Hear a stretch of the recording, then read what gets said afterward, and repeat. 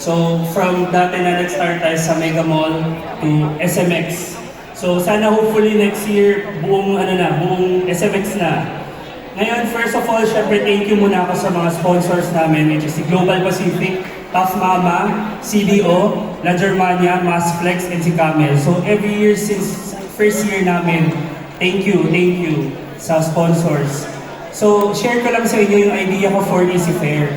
Yung Easy Fair, makikita nyo naka-showcase lahat ng lahat ng products, kung paano siya timplahin, kung paano siya gawin. So yung tulad ako, meron akong maliit na restaurant, gamit ko din yung Easy Pro.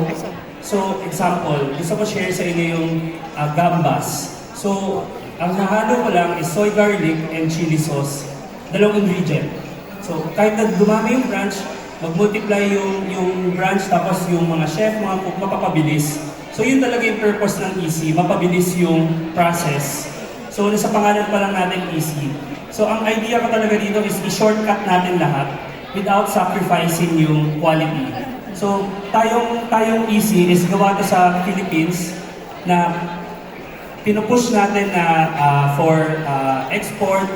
Kasi yung quality natin at par naman. Gusto natin pakita na hindi porket local at hindi porket gawa dito sa atin is talo kapag imported. So hindi. So ngayon, on our way na si Easy sa other accreditation ng food safety para talagang maka-level na tayo sa ibang brand.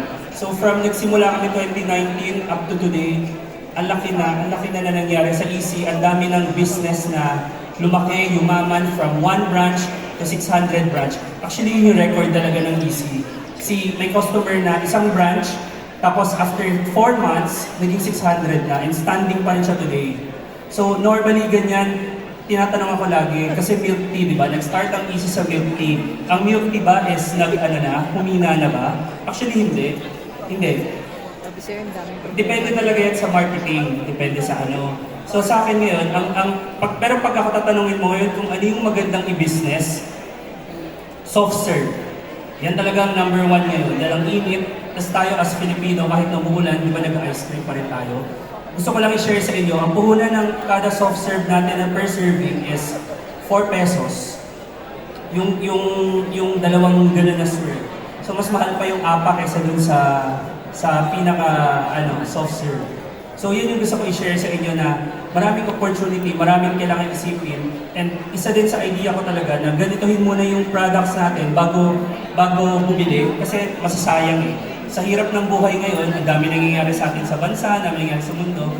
Di ba every peso really counts. So lahat tayo nagtatrabaho, ang hirap. So bago magnegosyo, gusto ko sana na ma-showcase na yung product muna para hindi mabili lang ng bili. Tapos at the same time, gusto ko rin i-share sa inyo na meron tayong training center na kapag talagang desidido ka na, pwede kang mag-trial muna sa ating training center para ma-one-on-one with our team. Tapos yung class natin doon is 4 packs lang, so talagang concentrate siya. Tuturuan tayo kung paano mag-business ng chicken wings, paano mag-fries, paano mag-milk tea, paano mag-bake, paano mag-ano.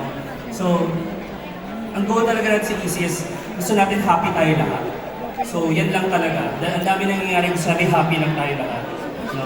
So, welcome and thank you everyone.